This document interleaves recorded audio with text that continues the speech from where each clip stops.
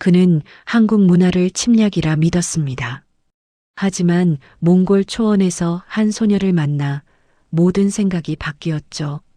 그 작은 소녀의 입에서 나온 서툰 한국어 한마디가 한 사람의 마음을 그리고 한 편의 논문을 완전히 바꿔버렸습니다. 이야기를 시작하기 전에 1초 만에 누를 수 있는 좋아요와 구독을 눌러주시면 다음 영상을 제작하는데 큰 힘이 됩니다. 지금 어디에서 이 영상을 시청하고 계신가요? 안녕하세요. 저는 엘렌 슈나이더, 프랑스 출신의 사회문화 연구자입니다. 제 전공은 현대 유목민 사회의 정체성 변화예요. 솔직히 말하자면 저는 그동안 한국이라는 나라에 꽤 강한 편견을 가지고 있었습니다. 산업화가 너무 빠르게 진행돼서 전통을 잃은 나라. 문화적으로는 지나치게 자기중심적인 나라. 그게 제가 파리에서 배운 책과 통계 속 한국의 이미지였습니다. 그런 나라가 어떻게 몽골 같은 유목민의 순수한 문화에 영향을 줄 수 있겠어요? 저는 그렇게 생각했죠. 그런데 지금 저는 그 모든 생각을 흔들리게 한 장면 앞에 앉아 있습니다. 카메라의 빨간 불빛이 깜빡이고 제 손은 떨리고 있었어요. 몽골의 한 조그만 마을 회관, 벽에는 오래된 조상들의 초상화가 걸려 있고 공기에는 양털과 먼지 냄새, 그리고 세대의 숨결이 뒤섞여 있었습니다. 이 초라한 공간 안에서 지금 한 세대의 운명을 바꿀 투표가 진행되고 있었습니다. 71대 27. 마을 대표 도르지가 결과를 발표하는 순간 방 안의 공기가 순간 얼어붙었어요. 그리고 잠시 후 아주 천천히 녹아내리기 시작했죠. 젊은 부모들이 서로를 껴안으며 눈물을 흘렸습니다. 패배의 눈물이 아니었어요. 그건 무언가를 지켜냈다는 안도의 눈물이었습니다. 그들이 방금 결정한 건 정규 한국어 교사 채용이었습니다. 이 마을은 이제 공식적으로 한국어를 학교 교육의 일부로 받아들이게 된 겁니다. 저는 프랑스에서 가져온 모든 이론이 머릿속에서 산산이 부서지는 소리를 들었습니다. 이건 식민지화도 아니고 외압에 의한 선택도 아니었습니다. 이건 스스로의 의지로 내린 선택이었어요. 저는 그 사실이 너무 혼란스러웠습니다. 그들은 정복당한 게 아니라 기꺼이 배우기로 선택한 것이었어요. 우리는 한국어를 배우겠습니다. 하지만 우리의 몽골 마음은 잃지 않을 겁니다. 도르지가 그렇게 말하자 방안이 조용히 흔들렸습니다.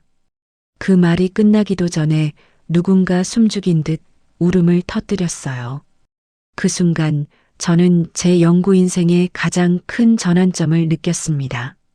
저는 이 현상을 문화적 침투로 정의하러 왔지만 지금 제 앞에 있는 건 그 어떤 침략보다 아름다운 자발적 변화였거든요. 통역사 감바트가 제 옆에 앉아 있었어요. 그는 제 귀에 대고 조용히 속삭였죠.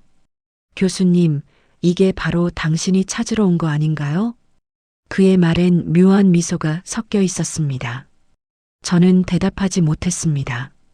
네, 분명 저는 이런 장면을 보러 왔지만 이건 제가 찾으려던 현상이 아니었어요. 이건 너무 인간적이었고 너무 현실적이었습니다. 회의장은 곧 분주해졌습니다. 젊은 부모들은 실무적인 이야기를 나누기 시작했어요. 교사는 언제 오죠? 우리가 나눠서 숙소를 제공하면 되겠죠? 마치 거대한 결단을 내린 후의 사람들답게 그들은 더 이상 논쟁하지 않았습니다. 그저 앞으로 할 일을 이야기했어요. 저는 그 장면을 바라보며 깊은 숨을 내쉬었어요. 3주 동안 모아온 자료, 준비한 논리, 모든 것이 눈앞에서 무너지는 기분이었죠. 어쩌다 제가 여기까지 왔을까요? 이 먼 초원 한가운데서 양냄새와 낙타 울음소리 사이에서 제 인생의 신념이 뒤집히고 있다니요. 이 일을 설명하려면 3주 전으로 돌아가야 합니다. 제가 처음 이 프로젝트를 제안했던 파리의 회의실로요. 그날 저는 유럽문화연구소의 회의실 한가운데 서 있었습니다. 발표 주제는 한국 문화의 확장과 주변국 정체성 침식 현상이었죠. 저는 꽤 자신 있었어요. 제 PPT에는 통계와 그래프가 깔끔하게 정리되어 있었고 그 밑에는 익숙한 표현들이 반복됐습니다. 문화적 종속, 소프트 파워, 언어적 침식 같은 단어들 말이죠. 회의가 끝나자 동료 한 명이 물었어요. 엘렌, 직접 가봤어? 그때 저는 미소 지으며 이렇게 대답했죠. 아니요, 하지만 데이터를 보면 명확하죠. 그 말이 얼마나 오만한 말이었는지 지금은 너무나도 잘 압니다. 며칠 후 저는 연구비 지원을 받아 직접 몽골로 향했습니다. 처음 공항에 도착했을 때만 해도 저는 여전히 제 편견 속에 있었습니다. 한국은 산업의 나라, 몽골은 자연의 나라. 두 나라는 공존하기 어렵다. 그게 제 확신이었어요. 하지만 울란바토르 시내에 들어서자 그 확신은 단 10분 만에 흔들리기 시작했습니다. 거리 곳곳에 간판이 한글로 쓰여 있었어요. 서울마트, 한강카페, 한빛미용실. 심지어 어린아이들이 길거리에서 한국 노래를 따라 부르고 있었습니다. BTS와 블랙핑크, 그리고 드라마 사랑의 불시착 대사를 흥얼거리며 웃고 있었죠. 그 순간 저는 속으로 중얼거렸습니다. 이건 단순한 문화 수출이 아니야. 저는 더 깊은 곳을 보고 싶었어요. 그래서 12시간을 달려 초원 한가운데 있는 작은 마을, 보로앙 마을로 향했습니다. 거기서 만난 게 오늘의 주인공, 도르지와 그의 마을이었죠. 그리고 지금 제가 앉아 있는 이 회관이 그 첫날 그들이 약속했던 결정의 장소입니다. 마을 사람들은 외국 연구자인 저를 따뜻하게 맞이해줬습니다. 그러나 그들의 시선 속에는 묘한 자신감이 있었어요. 우리는 배우지만 잃지 않는다. 그게 그들의 철학이었습니다. 회의가 끝나자 저는 천천히 카메라를 내렸습니다. 방 한가운데서 한 노인이 손녀의 머리를 쓰다듬으며 말했습니다. 이제 너는 한국어로 세상을 만나겠구나. 그 말에 손녀는 수줍게 웃었어요. 그 미소는 제가 알고 있던 피해자의 미소가 아니었습니다. 그건 새로운 세대를 여는 문 앞에 선 자랑스러운 인간의 표정이었어요. 그날 밤 저는 게르 안에서 잠을 이루지 못했습니다. 천장에 매달린 전구가 희미하게 흔들렸고 밖에서는 낙타의 발자국 소리가 들렸어요. 그 속에서 저는 한 가지를 깨달았습니다. 이 사람들은 한국에 동화된 게 아니라 한국을 통해 자신들의 미래를 확장하고 있었던 것이었습니다. 제가 가진 편견이 무너지는 소리가 들렸습니다. 그리고 그 소리가 이상하리만큼 따뜻했습니다. 그런데 이 이야기는 아직 시작에 불과했습니다. 그날의 투표는 하나의 신호탄이었을 뿐이었죠. 그 뒤로 이어질 사건들, 한 소녀의 결단, 한 할머니의 희생, 그리고 제가 보게 될 더 큰 변화의 순간들이 이제 막 제 앞에 펼쳐지려 하고 있었습니다. 저는 그 모든 걸 기록하기 위해 카메라의 녹화 버튼을 다시 눌렀습니다. 빨간 불빛이 다시 깜빡이기 시작했죠. 이건 단순한 취재가 아니었습니다. 제 인생의 믿음을 다시 쓰는 여정의 시작이었습니다. 저는 엘렌 슈나이더, 프랑스 파리의 사회과학연구소에서 문화 연구를 하는 사람입니다. 지금으로부터 몇 달 전 저는 파리의 봄 햇살이 가득한 회의실 한가운데 서 있었습니다. 그날 저는 제 인생에서 가장 자신감 넘치는 발표를 하고 있었죠. 회의실은 천장까지 닿는 커다란 창문이 있었고 그 너머로는 센 강이 반짝이며 흐르고 있었습니다. 햇살이 유리를 타고 들어와 제 발표 슬라이드를 비추고 있었죠. 마호가니 테이블 위에는 에스프레소 잔이 가지런히 놓여 있었고 제 동료들은 노트를 펴고 있었습니다. 저는 단상 앞에 서서 레이저 포인터를 들고 말했습니다. 그 순간에 제 마음은 한치의 의심도 없었어요. 여러분은 그걸 문화 확산이라고 부르시죠. 하지만 저는 그렇게 보지 않습니다. 저는 그걸 문화 점령이라고 부릅니다. 제 목소리는 회의실 벽에 울려 퍼졌습니다.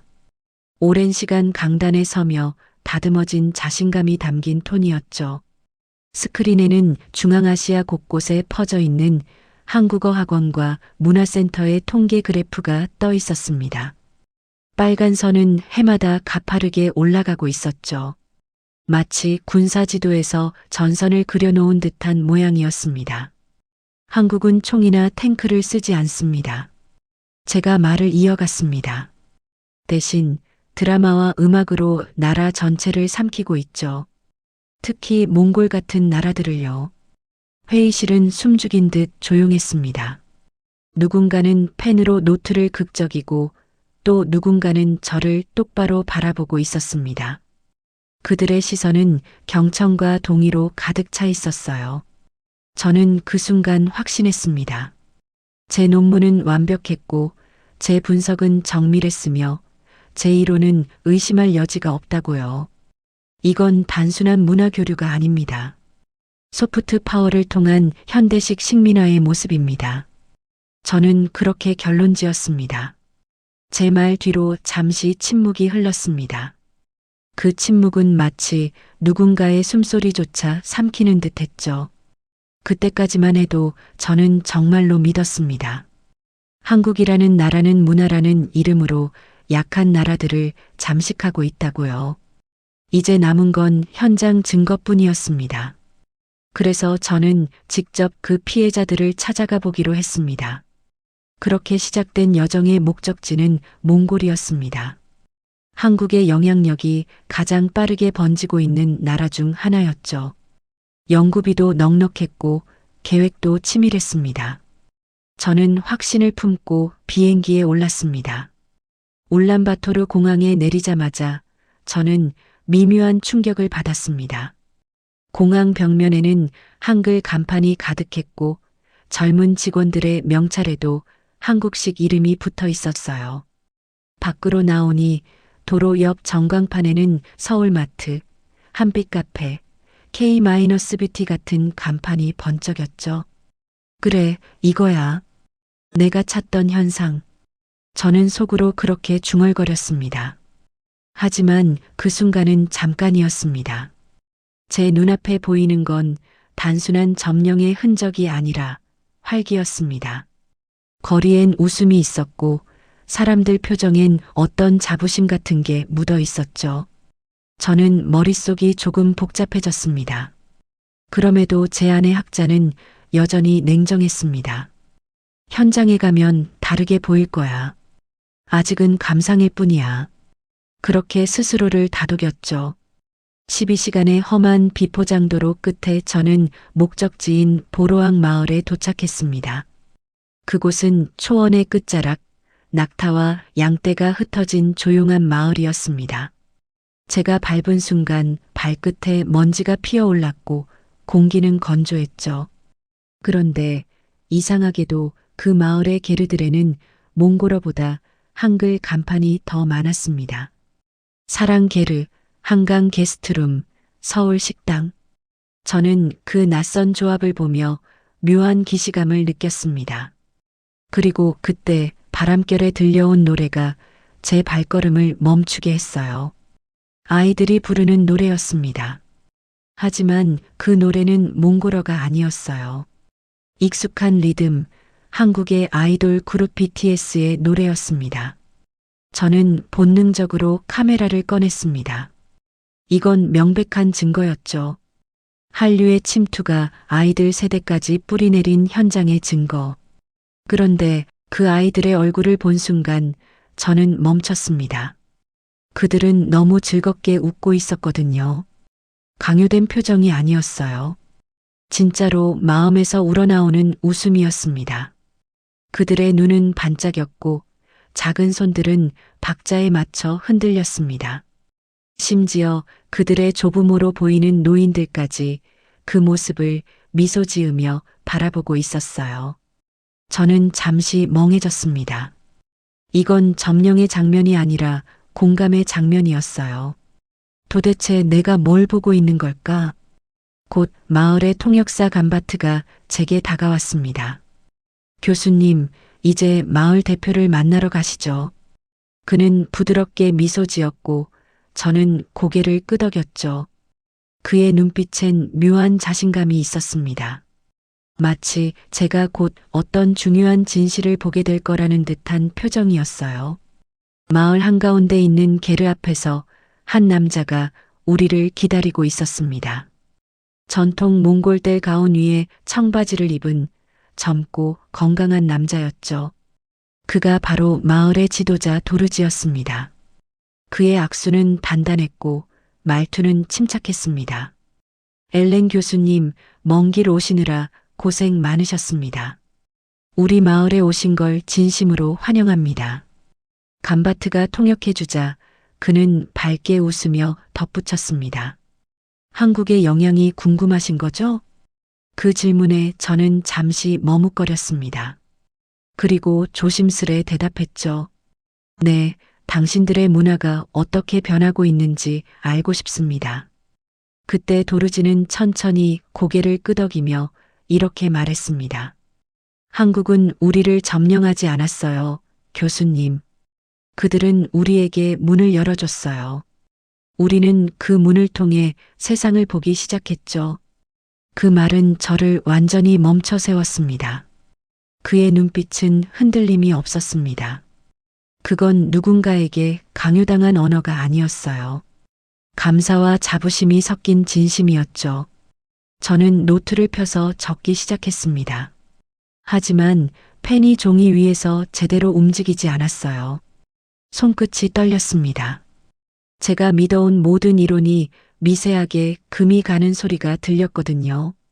그날 밤 저는 숙소로 배정된 게르 안에 앉아 조용히 노트를 펼쳤습니다. 그리고 이렇게 썼죠. 이건 자발적 동화가 아니다. 그들은 경제적 의존을 위장하고 있다. 이건 문화적 스톡홀름 증후군이다. 그들은 억압을 해방으로 착각하고 있다. 하지만 이상하게도 그 문장을 쓰면서 제 손이 멈췄습니다. 그리고 밖에서 들려오는 소리에 귀를 기울였죠. 어딘가에서 어린아이의 목소리가 들려왔습니다. 부드럽고 조용한 한국어 자장가였어요. 잘 자라 우리 아가, 꿈나라로 가자. 그 옆에서 할머니의 낮은 음성이 화음을 이루고 있었습니다. 두 세대가 같은 언어로 다른 마음으로 노래하고 있었죠. 그 순간 저는 펜을 내려놓았습니다. 마음속에서 어떤 균열이 시작되는 게 느껴졌어요. 이건 단순한 현상이 아니다. 하지만 그게 정확히 무엇인지는 아직 알 수 없었습니다. 단지 그 아이를, 그 노래를 부른 아이를 꼭 만나야겠다는 생각만 남았습니다. 그 아이가 제 연구의 모든 것을 뒤흔들게 될 줄은 그때는 몰랐습니다.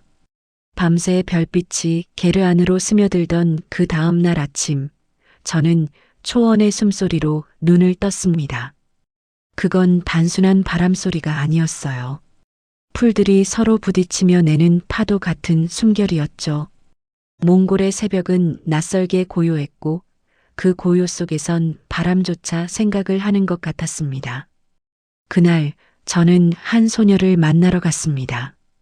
감바트가 말했죠. 가축을 돌보면서 한국어를 배우는 아이가 있습니다. 교수님, 아마 직접 보시면 놀라실 거예요. 그 말이 자꾸 마음에 걸렸습니다. 양을 치며 한국어를 공부한다고?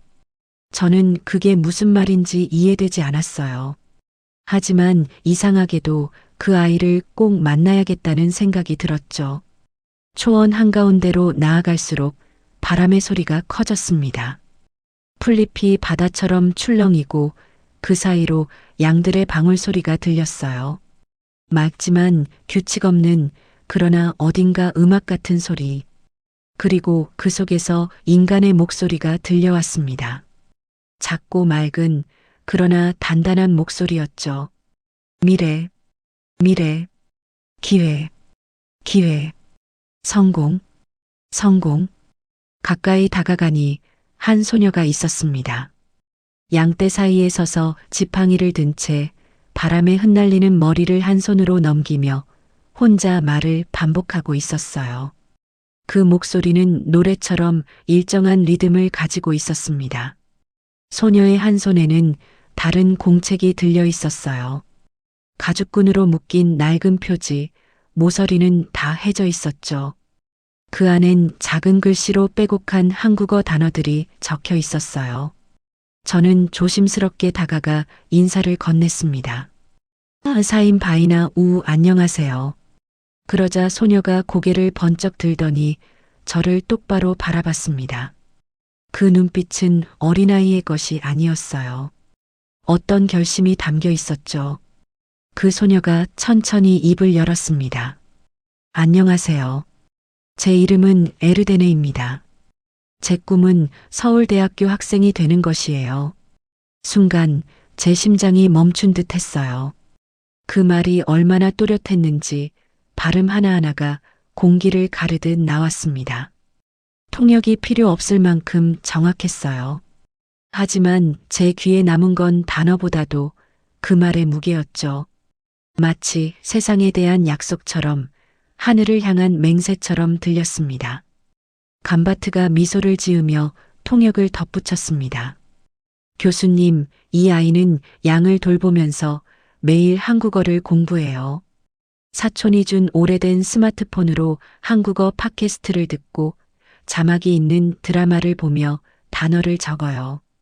에르데네는 부끄러운 듯 웃더니 손을 주머니에 넣었습니다. 그리고 접힌 종이 한 장을 꺼냈어요. 그 종이는 여러 번 펴고 접은 흔적으로 이미 부드러워져 있었습니다. 소녀는 두 손으로 그 종이를 제게 내밀었습니다. 저는 조심스럽게 받아 펼쳤습니다. 그 위엔 나의 계획이라는 제목이 새 언어로 적혀 있었어요. 한국어, 몽골어, 그리고 서툰 영어로요. 그리고 그 아래에는 세밀한 계획표가 적혀 있었습니다. 2026년 한국어 능력 시험 6급 합격. 2027년 온라인 영어 수학 예비 과정 수료. 2028년 한국 대학교 지원 일지망 서울대학교.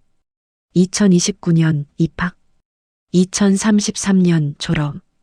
2034년 대학원 혹은 취업. 2035년 한국 국적 취득. 그 종이 밑에는 장학금 정보, 환율 계산, 예상 생활비가 빼곡하게 적혀 있었어요. 심지어 대학별 합격률까지 정리되어 있었죠. 그건 어린아이의 공상 같은 낙서가 아니었습니다. 하나의 인생 설계서였어요. 꿈을 단어가 아닌 계획으로 바꾼 진짜 의지의 문서였죠. 저는 그 종이를 손에 쥔 채 잠시 말을 잃었습니다. 그때 에르데네가 제 눈을 보며 말했어요. 한국어는 저한테 날개예요. 감바트가 통역했지만 통역이 필요 없었습니다. 그 한 단어 날개가 제 가슴 깊숙이 꽂혔거든요. 그건 단순한 비유가 아니었어요. 소녀의 온생이 그 단어에 담겨 있었죠. 저는 본능적으로 물었습니다. 왜 한국이에요? 왜 하필 한국이어야 하죠? 소녀는 잠시 하늘을 봤습니다. 양들이 흩어진 초원 위로 끝없이 펼쳐진 푸른 하늘. 그 하늘을 바라보며 조용히 말했습니다. 한국어는 저를 이곳 밖으로 데려갈 수 있는 언어예요. 그 말이 제 안의 모든 논리를 무너뜨렸습니다. 그동안 제가 믿어온 문화 점령, 소프트 파워 같은 단어들이 그 순수한 음성 앞에서 너무나 공허하게 느껴졌어요. 저는 천천히 그 종이를 다시 접어 소녀에게 돌려줬습니다. 그녀는 마치 성경을 받듯 두 손으로 받더니 신중하게 주머니 속에 넣었죠. 그리고 환하게 웃었습니다. 그 미소는 설명할 수 없을 만큼 깨끗했어요. 저는 그 순간 시선을 돌릴 수밖에 없었습니다. 마을로 돌아오는 길, 바람은 여전히 불고 있었지만 제 마음속은 그보다 더 크게 요동쳤습니다. 날개 그 단어가 제 머릿속에서 계속 울렸어요. 저는 그것을 문화지배의 산물로만 해석해 왔습니다. 그러나 지금 제 눈앞에 그 소녀는 누군가에게 조종당하는 존재가 아니라 스스로 하늘을 향해 발을 디딘 사람이었어요. 그날 밤 게르 안에서 노트북을 켰습니다. 하지만 연구 노트를 적을 수가 없었어요. 대신 모니터에 이런 문장 하나를 남겼습니다. 이건 스스로 선택한 비행인가 아니면 보이지 않는 유혹의 사슬인가? 그 문장을 바라보다가 저는 깊은 숨을 내쉬었죠. 학자로서의 냉정함이 조금씩 녹아내리고 있었습니다. 그 소녀의 웃음이, 그 단어가 제 이론의 경계 밖에서 저를 흔들고 있었어요. 한참 후 게르 문을 열고 밖으로 나갔습니다. 초원의 밤은 차가웠고 별은 너무 가까워서 손으로 잡을 수 있을 것 같았어요. 그때 뒤에서 감바트가 조용히 다가와 컵을 건넸습니다. 수테이 차이, 몽골의 밀크티. 짭짤하면서도 달콤한 향이 코끝을 스쳤죠. 우리는 아무 말 없이 별을 바라보며 서 있었습니다. 얼마나 시간이 흘렀을까요? 감바트가 천천히 말했습니다. 교수님, 한국은 우리에게 이상한 나라예요. 총도 없고 전쟁도 없는데 사람들의 마음을 바꿔놨어요. 그 말은 부드럽지만 묵직했습니다. 저는 대답하지 못했어요. 머리로는 분석해야 할 문장이었지만 가슴으로는 이미 이해되고 있었거든요. 그 밤 저는 깨달았습니다. 한국의 드라마나 음악, 언어가 누군가에게는 지배의 상징일 수도 있지만 또 다른 누군가에게는 세상으로 나아가는 사다리 혹은 날개가 될 수도 있다는 거요. 그리고 어딘가 그 광활한 초원 어둠 속에서 에르데네가 여전히 양을 돌보며 한국어 단어를 외우고 있을 것 같았어요. 그녀의 목소리가 바람을 타고 별빛 아래로 흩어지고 있을 듯 했죠. 한 음절, 한 문장씩 자신의 하늘을 만들며요. 그 아이의 손에 쥐어진 종이 한 장이 누군가의 인생 전체를 바꿀 수 있다는 사실을 저는 그때 처음으로 실감했습니다. 그리고 제 안에서도 무언가가 바뀌기 시작했어요. 제가 연구하던 문화의 힘이 이제는 사람의 힘으로 바뀌어 가고 있었죠. 그날 이후 저는 에르데네를 자주 떠올렸습니다. 그녀의 공책, 그녀의 눈빛, 그리고 그 한마디. 한국어는 제게 날개예요. 그 말이 제게도 날개를 달아줄 줄은 그땐 정말 몰랐습니다. 해시태그사. 그날 밤 저는 도무지 잠을 이룰 수가 없었어요.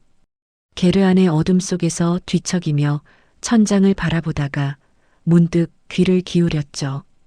바람 소리가 벽을 스치며 지나가고 있었어요.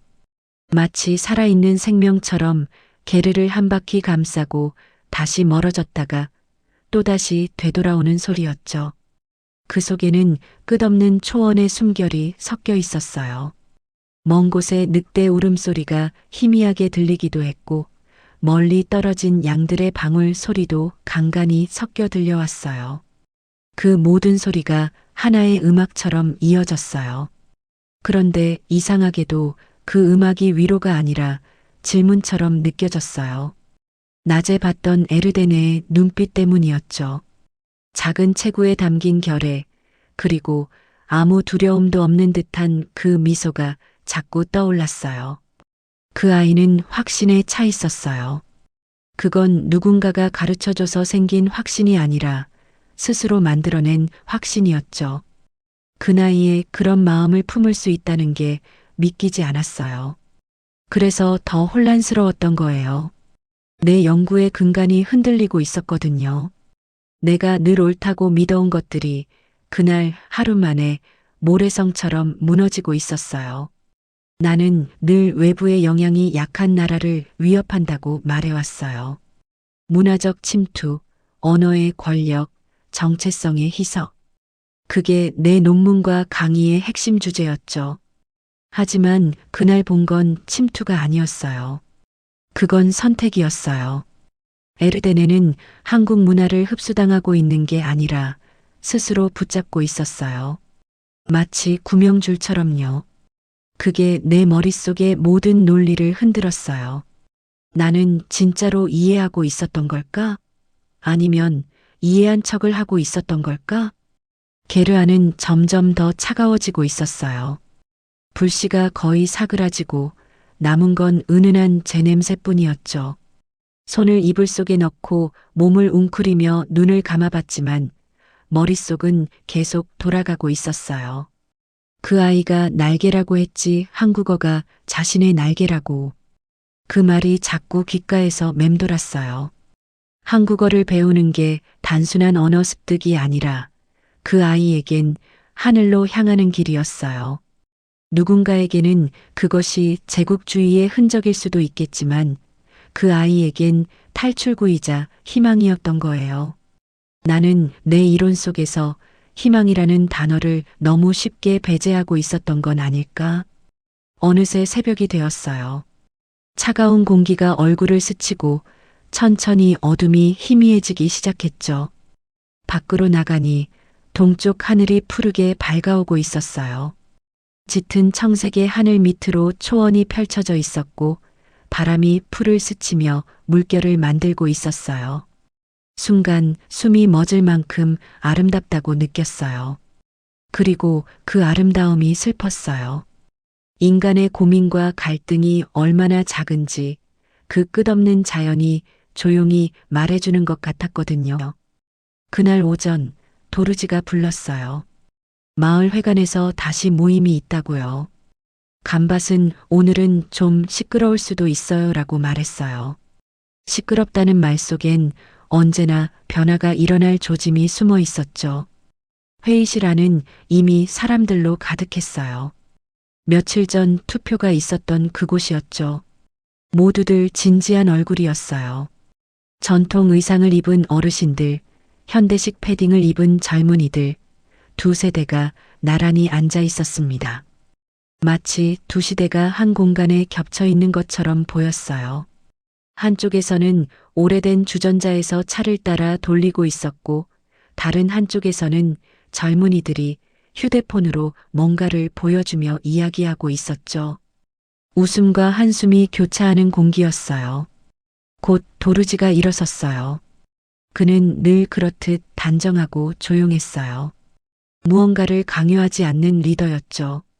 그는 먼저 지난 회의의 결정을 다시 확인했어요. 그리고 오늘의 주제를 이야기했죠. 우리가 한국어 교사를 맞이할 준비가 되었는가? 간밭이 조용히 통역해줬어요. 회의는 곧 열기를 띠기 시작했어요. 가장 먼저 말을 꺼낸 건 나이 많은 할머니였어요. 그녀의 손은 굽었고 목소리는 떨렸지만 힘이 있었어요. 우리 아이들이 한국어만 배우면 우리 노래는 누가 부르겠소? 그 말에 몇몇이 크게 고개를 끄덕였어요. 그것은 단순한 언어 문제가 아니라 영혼의 문제였어요. 그들에겐 언어가 곧 조상과의 연결이었으니까요. 그때 젊은 여성이 일어섰어요. 그녀는 자신의 아이 손을 꼭 잡고 있었죠. 목소리는 작았지만 결심이 느껴졌어요. 저도 우리 언어를 사랑합니다. 하지만 우리 아이가 세상과 연결되길 원해요. 한국어는 우리를 잊게 하는 게 아니라 더 많은 세상으로 나아가게 해줄 거예요. 그 순간 회관 안은 웅성거렸어요. 찬성과 반대가 뒤섞인 소리들, 감정이 교차하는 공기. 그런데 누구도 욕을 하거나 싸우지 않았어요. 그들은 서로의 말을 끝까지 들었어요. 도르지는 그 모든 이야기를 묵묵히 들었어요. 그는 중재자이자 증인이었죠. 그리고 마침내 말했어요. 우리는 한국어를 배우기로 했습니다. 하지만 우리의 마음은 몽골에 남습니다. 그 말에 방안이 고요해졌어요. 누군가 눈물을 닦았고 누군가는 고개를 깊게 숙였어요. 그 순간 저는 알았어요. 이것은 단순히 교육의 문제가 아니라 정체성의 재탄생이었어요.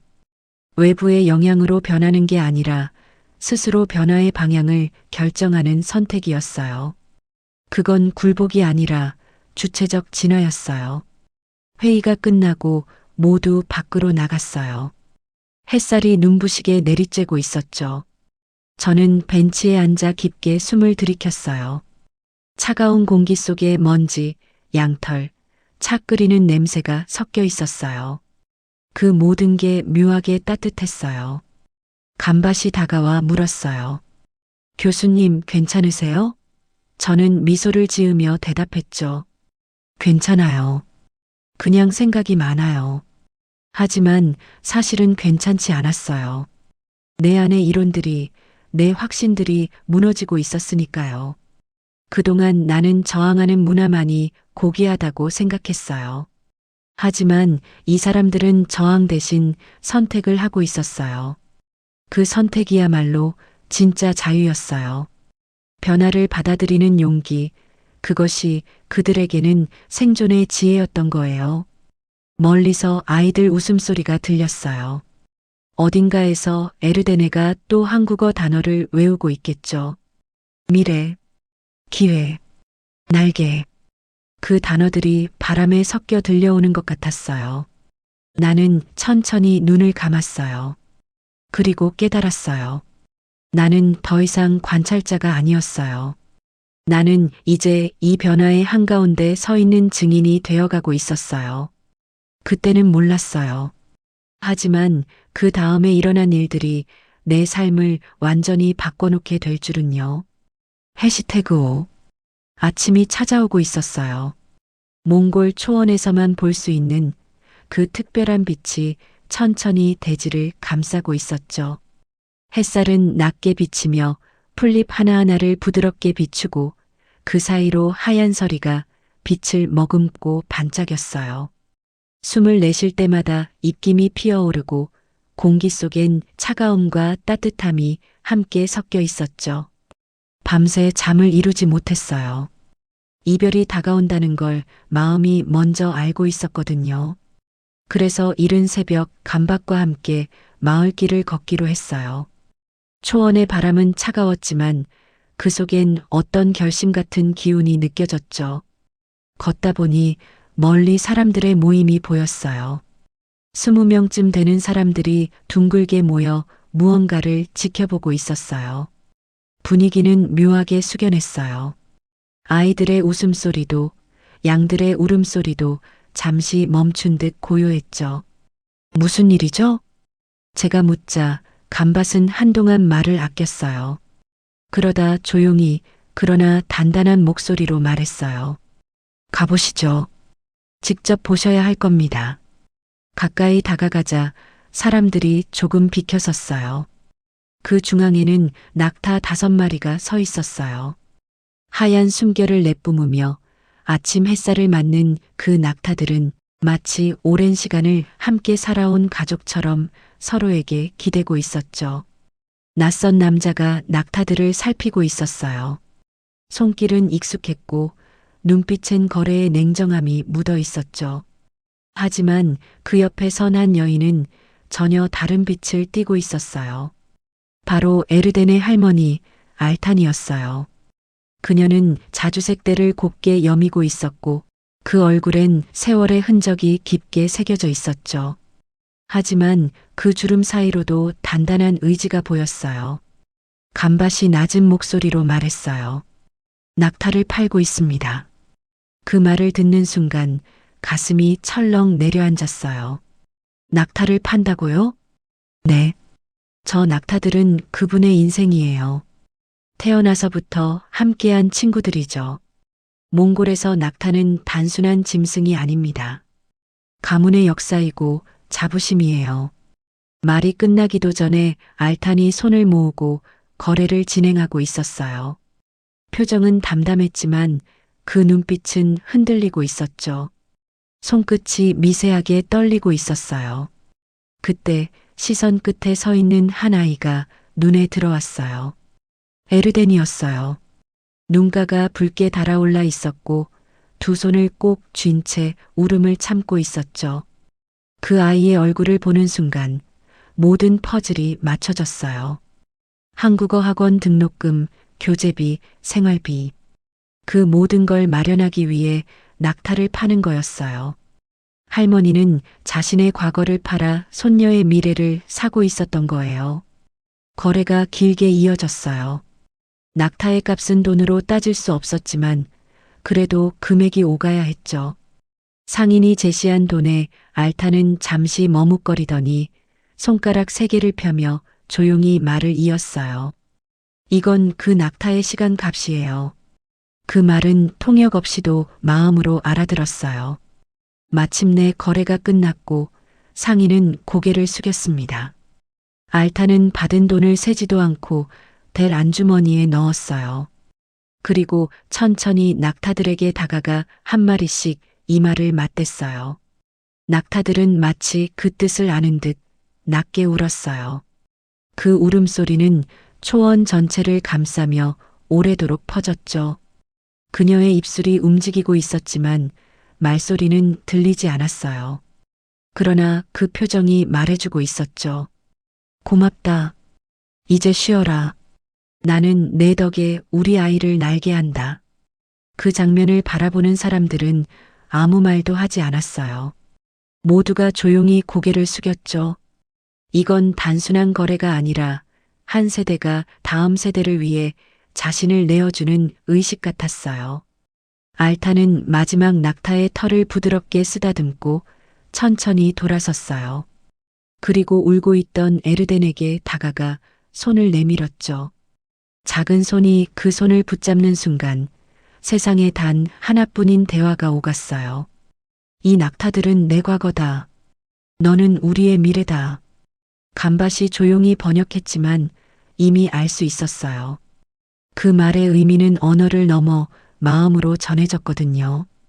에르덴은 그 말을 듣자 울음을 터뜨렸어요. 알탄의 품에 안긴 그 아이는 온몸으로 울었어요.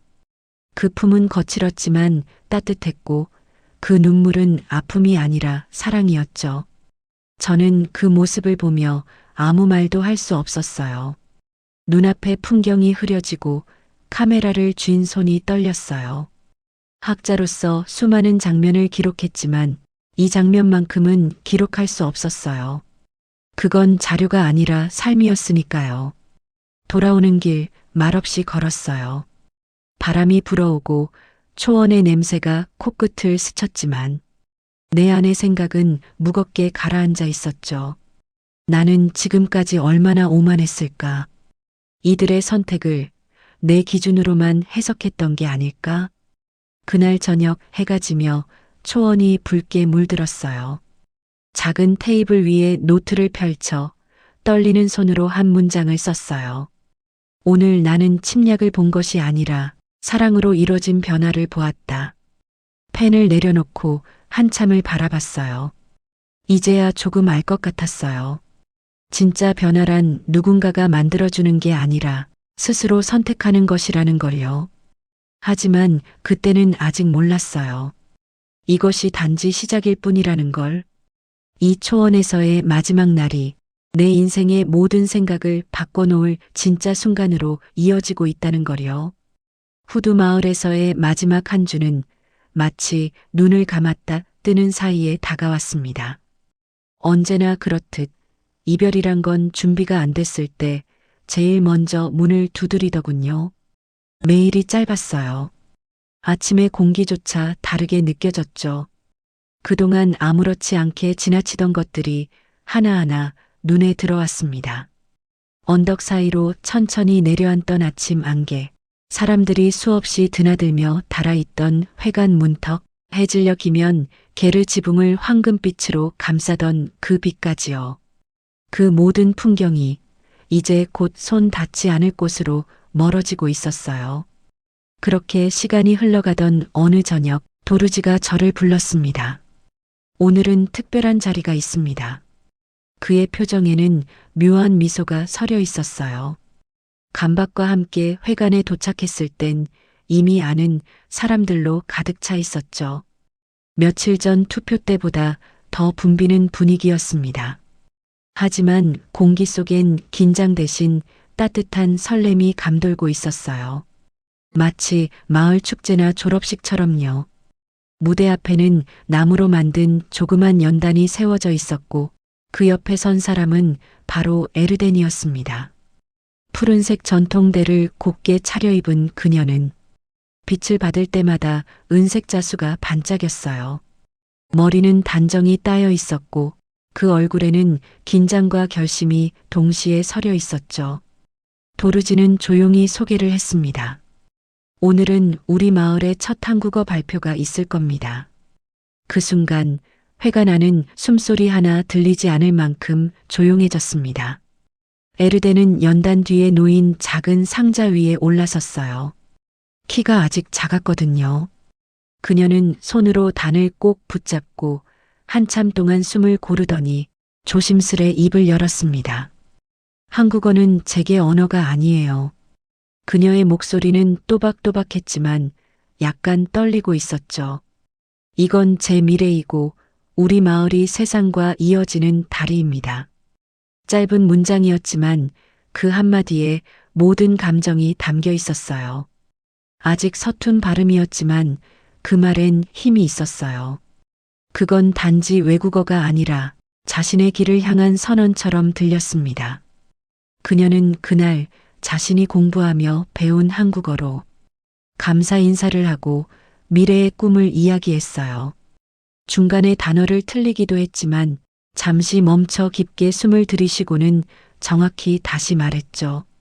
그 모습은 정말이지 대견했습니다. 실수를 부끄러워하지 않고 자신의 뜻을 끝까지 전하려는 그 의지가 그 어떤 문법보다도 완벽했어요. 청중의 표정들이 조금씩 바뀌고 있었어요. 며칠 전까지만 해도 한국어를 배우면 전통이 사라질까 걱정하던 어른들이 지금은 조용히 고개를 끄덕이고 있었죠. 앞줄에 앉은 에르덴의 어머니는 눈물을 닦을 새도 없이 두 손으로 가슴을 꼭 쥐고 있었어요. 그 옆에 아버지는 아무 말 없이 딸을 바라보고 있었습니다. 그 눈빛 속엔 자부심과 걱정, 그리고 깊은 사랑이 함께 섞여 있었죠. 발표가 끝나자 잠시 정적이 흘렀어요. 그러다 도르지가 박수를 치기 시작했죠. 그 소리가 신호처럼 울려 퍼졌습니다. 회가 나는 순식간에 박수 소리로 가득 찼어요. 에르데는 수줍게 웃었어요. 그 미소에는 자신이 해냈다는 기쁨과 누군가에게 인정받았다는 안도감이 함께 깃들어 있었죠. 행사가 끝난 뒤 사람들은 서로 인사하고 이야기하며 회관을 나섰습니다. 그때 저는 구석에서 그 광경을 바라보고 있었어요. 학자로서의 시선이 아니라 그저 한 사람의 마음으로요. 그때 에르덴이 제게 다가왔습니다. 밝은 눈으로 제 얼굴을 바라보며 영어로 물었죠. 프로페서, 디드 아이 두 웰? 교수님, 저 잘했어요? 그 말에 저는 잠시 웃음을 머금었어요. 무릎을 굽혀 그녀의 눈높이에 맞추며 말했습니다. 정말 잘했어요. 그리고 나는 오늘 큰 걸 배웠어요. 에르덴이 고개를 갸웃하며 물었죠. 무엇을요? 한국이 너를 바꾼 게 아니에요. 너 스스로 한국을 선택한 거예요. 그게 다르다는 걸 이제야 알았어요. 그녀는 잠시 제 얼굴을 보더니 작게 미소 지으며 가족에게 돌아갔습니다. 그 뒷모습을 보며 저는 알 수 있었어요. 이 작은 소녀가 스스로의 삶을 설계하고 있다는 걸요. 그날 밤 게르 안으로 돌아와 저는 잠을 이루지 못했습니다. 불빛 하나 없는 초원의 어둠 속에서 그녀의 목소리와 회관의 박수 소리가 계속 귀에 맴돌았죠. 이듬날 마을을 떠날 시간이 되었습니다. 감박과 함께 낡은 벤에 올라 울란바토르로 향했어요. 덜컹거리는 도로 위에서 감밭이 묻더군요. 교수님, 논문은 그래도 쓰실 건가요? 저는 잠시 생각하다가 말했습니다. 네, 쓰죠. 하지만 처음 계획했던 논문은 아닐 거예요. 파리에 도착하니 도시의 소음이 이상하게 멀게 느껴졌습니다. 빛나는 건물들 사이에서도 마음 한구석이 비어 있었어요. 책상 앞에 앉아 노트북을 열었죠. 오랫동안 써오던 논문 파일이 떴습니다. 문화 형식 속의 신식 식민주의 한류와 주변국의 종속. 한 줄 한 줄 읽을수록 가슴이 답답해졌어요. 논리는 정확했지만 그 속엔 사람의 숨결이 없었습니다. 결국 저는 모든 문장을 지웠습니다. 그리고 새 제목을 적었죠. 피 한 방울 없이 이루어진 통합. 몽골 초원에서 본 문화의 힘. 그건 단순한 연구가 아니라 제 오만과 편견을 부수는 고백문이었어요. 저는 에르덴의 이야기, 도르지의 결단, 그리고 마을 사람들의 선택을 썼습니다. 마지막 문장에는 이렇게 적었죠. 나는 지배의 흔적을 찾으려 갔지만 대신 희망의 선택을 보았다. 그 선택의 주체는 오로지 그들 자신이었다. 논문은 반년 뒤 학술지에 실렸습니다. 찬사도 비판도 함께 따라왔죠. 하지만 그 어떤 반응보다 소중한 건 한 통의 메일이었습니다. 보낸 사람은 간밭이었어요. 제목엔 이렇게 적혀 있었죠. 그녀가 날고 있습니다. 메일 속엔 사진 한 장이 첨부되어 있었어요. 울란바토르의 한 시험장에서 TOPIK 시험을 치르고 있는 에르덴의 모습이었죠. 그 표정엔 두려움 대신 확신이 있었습니다. 간밭이 덧붙였어요. 이제 정말 날고 있어요, 교수님. 그녀는 해낼 겁니다. 그 사진을 출력해 연구실 벽에 걸었습니다. 졸업장과 상장들 사이 그 사진은 지금도 거기에 있습니다. 누군가 묻습니다. 이 아이는 누구인가요? 저는 늘 이렇게 대답합니다. 내가 틀렸던 모든 이유, 그리고 내가 마침내 옳았던 한순간입니다. 이제 저는 압니다. 가장 위대한 여행은 계획된 길이 아니라 우리를 완전히 바꿔놓는 길이라는 것을요. 그 여정이 제겐 이해의 시작이었습니다. 초원의 14살 소녀 에르덴. 그녀는 여전히 제 마음속에서 작은 날개를 펴고 날고 있습니다. 그리고 어딘가 몽골의 초원 위에선 오늘도 아이들이 한국어로 인사를 배우고 있을지도 모르죠. 그들의 입술 사이로 피어나는 그 언어는 이제 누군가의 꿈이고 또 누군가의 다리입니다. 그 모든 걸 지켜보며 저는 조용히 생각합니다. 진짜 변화란 강요가 아니라 선택이라는 걸요. 그 선택을 할 용기가 있을 때 비로소 우리는 자유로워진다는 걸요.